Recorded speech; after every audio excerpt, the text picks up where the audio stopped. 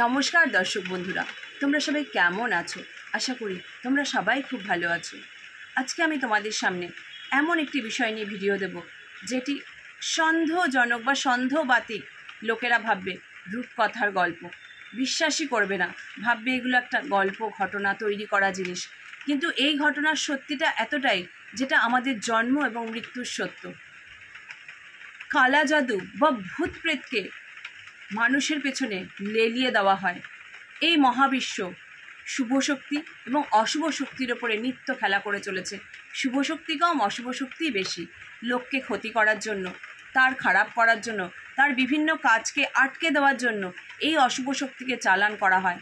আর তার থেকেও ভয়ানক বিষয় কি, যার জন্য এই শক্তিকে চালান করা হচ্ছে, ভূত বলো, অশুভ আত্মা, অশরীরী আত্মা, অতৃপ্ত আত্মাদের চালান করা হচ্ছে, যার জন্য সে তো ক্ষতি হয়ই, কিন্তু চালান করার সময় যখন সেই আত্মারা হাওয়ার মধ্যে ঘুরে বেড়ায়, তাদের পথে যারাই পড়বে, যারা নির্দোষ নির্বিকার লোক, তারাও পর্যন্ত এই কালা জাদু বা এই আত্মা বা ভূতের চক্করে এসে, এদের প্রভাবে এসে তারাও কিন্তু আক্রান্ত হয়ে বুঝেই উঠতে পারবে না এর থেকে মুক্ত কিভাবে হতে পারবে।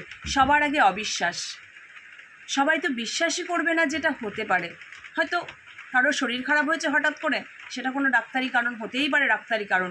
কিন্তু যেই শরীর খারাপের রোগ ডক্টর নির্ণয় করতে পারছে না, কোনো ওষুধই কাজ করছে না, ওষুধের পরে ওষুধ চলছে, তাহলে সেটাকে কি বলবে? স্বামী স্ত্রীর মধ্যে অকারণে ঝগড়া অশান্তি, ছাড়াছাড়িও হচ্ছে না, ডিভোর্সও হচ্ছে না, কিন্তু অশান্তি মিটছে না, দুজন দুজনকে ছেড়ে থাকতে পারছে না, যতটা ভালোবাসা ততটা ঝামেলা। কালা জাদুর শিকার। এগুলোকে কি নাম দেওয়া যেতে পারে?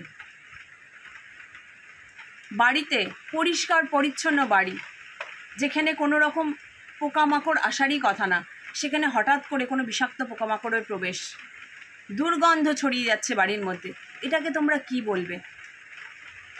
এই ধরনের অনেক রকম কালা জাদু মানুষকে ক্ষতি করার উদ্দেশ্যে বিভিন্ন ভূত প্রেতকে চালান করে করা হয়ে থাকে। যাদের উপরে করা হয় তারা তো আক্রান্ত হয়ই, কিন্তু আমি ওই যে বললাম অবিশ্বাস্যকর ঘটনা, ওই ভূত প্রেতদের চালান করার পথে যারাই পড়বে, নির্দোষ লোক, তারাও আক্রান্ত হতে পারে।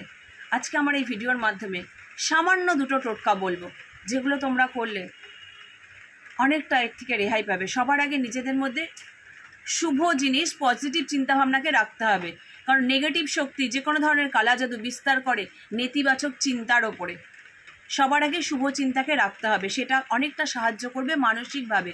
আর যেই টোটকা দুটোর কথা আমি বলবো, সেগুলো যদি তোমরা করতে পারো, তাহলে এই কালা জাদু তোমাদেরকে আক্রমণ করলেও তোমাদেরকে ক্ষতি করতে পারবে না। বিচুটি পাতা, বিচুটি পাতাকে কালো কাপড়ে মুড়িয়ে, যারা বুঝতে পারছো যে কিছু অস্বাভাবিক ঘটনা ঘটছে তোমাদের সাথে, যার কোনো রকম কারণ খুঁজে পাচ্ছ না, বিচুটি পাতাকে কালো কাপড়ে মুড়িয়ে বিছানার নিচে রেখে দাও, দেখবে এর থেকে তোমরা অনেক ভালো ফল পাবে। আর পাতি লেবুকে শনি মঙ্গলবার করে, যারাই বুঝবে যে আমাদের সাথে কিছু অস্বাভাবিক ঘটনা ঘটছে, যার অকারণে অস্বাভাবিকভাবে, পাতি লেবুকে অ্যান্টি ক্লকওয়াইজ শনি মঙ্গলবার করে ঘুরিয়ে 4 রাস্তার মোড়ে বা 3 রাস্তার মোড়ে ফেলে দাও, দেখবে এই কালা জাদুর প্রভাব অনেকটাই কেটে গেছে। যারা নির্দোষ নির্বিকার লোক, তারাও কিন্তু এই টোটকার হাত থেকে নিজেদের রক্ষা করতে পারবে। জয় শ্রী মহাকাল। আজ আসি, আগামী দিনে আরও অনেক কিছু নিত্য নতুন জিনিস আমি তোমাদের সামনে তুলে ধরবো, যাতে তোমরা এই ধরনের অশুভ শক্তির হাত থেকে নিজেদের বাঁচাতে পারো, এবং অনেক অনেক শেয়ার করো, যাতে তোমাদের মাধ্যমে অন্যেরাও এর হাত থেকে বাঁচতে পারে। জয় মা, তোমরা অনেক ভালো থাকো।